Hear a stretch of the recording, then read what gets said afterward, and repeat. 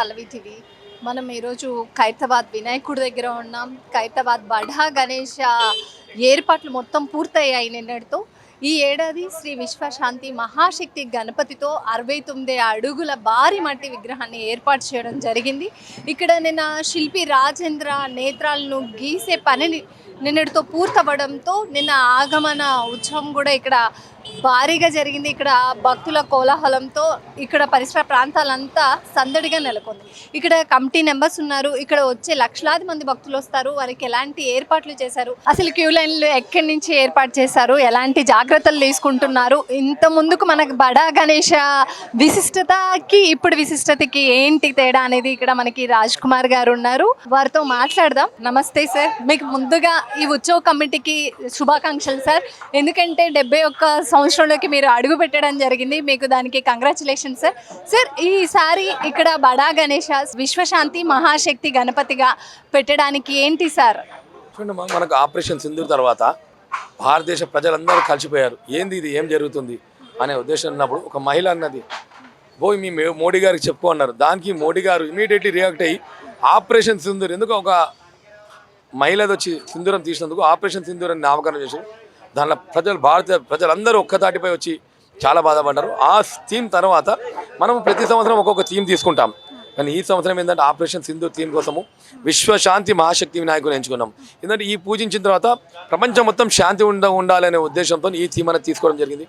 పనులు అనేది కంప్లీట్ అయిపోయాయి. రేపు ఉదయం 10 గంటల తర్వాత ఈ ప్రతిష్టాపన పూజ ఉంటుంది.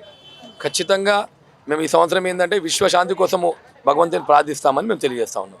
ఈ మొదటి పూజకి మీరు సీఎం రేవంత్ రెడ్డి గారిని, వీరందరూ గవర్నర్ జిష్ణుదేవ్ వర్మ వీళ్ళందరూ వస్తున్నట్టు తెలుస్తుంది. ఎలాంటి ఏర్పాట్లు చేశారు, అసలు భక్తులకు కూడా ఎలాంటి ఇబ్బందులు కలగకుండా ఎలా క్యూ లైన్లు ఎక్కడి నుంచి స్టార్ట్ అవుతాయి ఏంటి?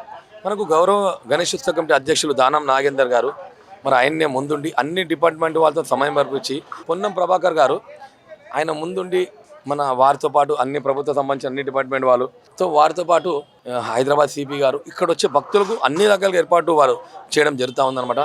ప్రభుత్వం సంబంధించిన అన్ని డిపార్ట్మెంట్ సహకరిస్తూ ఉన్నారు. ఇక్కడ భక్తులు, బస్తీ పెద్దలు అందరూ కూడా సమన్వయం పరుచుకుంటూ మేము అన్ని అనేది ఉత్సవాలను ముందుకు తీసుకెళ్తా ఉన్నాము. ఇక్కడ వచ్చే భక్తులు ఎటువంటి ఇబ్బంది కలగకుండా అన్ని రకాలుగా మేము చర్యలు తీసుకుంటామని తెలియజేస్తాం. సార్, లాస్ట్గా ఇక్కడ ఇటు సైడ్ చూసుకుంటే కనక పరమేశ్వరి, అటు సైడ్ చూసుకుంటేనేమో మనకి పూరి జగన్నాథ్ మూర్తులు కనిపిస్తున్నాయి. సార్, ఏంటి అసలు ఇక్కడికి రాగానే ప్రతి సంవత్సరం ఒక్కొక్క థీమ్ చూడండి, మన వినాయకుడు ఎట్లుంటారంటే భక్తులు ఈ సంవత్సరం ఏ వినాయకుని చూడాలి అనేది ఒక ఆలోచనతో తీసాము. గత సంవత్సరం ఏంటంటే రాహుకేతు పెట్టాము. సో మన ప్రజలందరూ రాహుకేతు పూజించడం వల్ల మంచి జరుగుతుంది అన్నారు. బాలరాముని విగ్రహం పెట్టాము. బాలరాముని ఏంటంటే అయోధ్యలో అదే సంవత్సరం ప్రతిష్ఠించారు.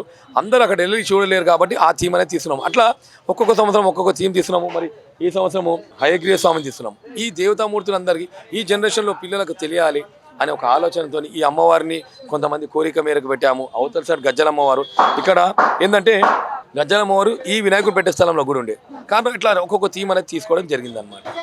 మనకి నిమజ్జనంకి ఎలాంటి ఏర్పాట్లు చేస్తున్నారు? ఎందుకంటే మనం చాలా చూస్తూ ఉన్నాం, వైర్లు తెగడం కానీ, విద్యుత్కి సంబంధించిన కానీ ఈ మధ్య కాలంలో మనం విగ్రహాలు తీసుకెళ్తున్నప్పుడే చాలా సంఘటనలు జరిగాయి. మీరు ఎలాంటి జాగ్రత్తలు తీసుకుంటున్నారు? ఏ టైంకి నిమజ్జనం జరగబోతుంది? 6వ తేదీ ఉదయం 6 గంటలకు మనం ఈ వినాయకుడి ఊరేగింపున బయలుదేరుతుంది. మరి ఏంటంటే ఇప్పుడు మనం చాలా బాధాకరమైన సంఘటన లాస్ట్ టైం చూసినట్టే చాలా బాధ అనిపించింది. ఎందుకంటే ఇట్లా వాళ్ళు పట్టుకున్నారు, ఆ దేవుందా ఏందో తెలియదు కానీ టెక్నికల్గా ట్రాలీ పైన ఉన్న వాళ్ళు సేవ్ అయ్యారు. చాలా బాధ అనిపించింది. కానీ మనం కాబట్టి ఏంటంటే ఇటువంటి సంఘటన జరగకుండా ప్రభుత్వరంగా 2 సార్లు రివ్యూ మీటింగ్ కూడా చేశారు. మాకు దాని గురించి ఎక్స్ప్లెయిన్ కూడా చేయమని చెప్పారు. పొన్నం ప్రభాకర్ గారు బుక్లెట్ కూడా ప్రతి మండపంకి ఇవ్వమని చెప్పారు. పొన్నం ప్రభాకర్ గారు అందరూ దాని గురించి ఎక్స్ప్లెయిన్ చేశారు. ముషరఫ్ గారు ఆయన దానికి ఇన్ఛార్జ్ ఉన్న ఎలక్ట్రిసిటీ బోర్డు సంబంధించిన డిపార్ట్మెంట్కి వాళ్ళందరూ గైడ్ లైన్స్ ఇచ్చారనమాట. సో మేము కూడా ఏంటంటే మాకు ఎప్పుడైతే ఊరేగింపు తీసుకెళ్తామో అప్పుడు అన్ని డిపార్ట్మెంట్ వాళ్ళు మనకు సహకరిస్తారు. వారికి అందరినీ అవేర్నెస్ తీసుకొచ్చి కూడా మేము ముందుకు తీసుకెళ్తామని జరిగింది. ఉదయం 6 గంటలకు స్టార్ట్ అవుతుందండి. Thank you so much sir, congratulations. మీరు ఇంతే ఘనంగా చేయాలి అని ఎప్పుడు ముందుకు ఇలానే వెళ్ళాలని మనస్ఫూర్తిగా కోరుకుంటున్నాను. థ్యాంక్ యూ అమ్మా. ఇది ఒక్కటి సక్సెస్ కాదమ్మా.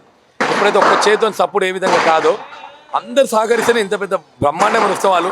ఎందుకంటే వినాయక చవితి అంటే ప్రపంచం మొత్తం ఖైరతాబాద్ వైపు చూస్తుంది.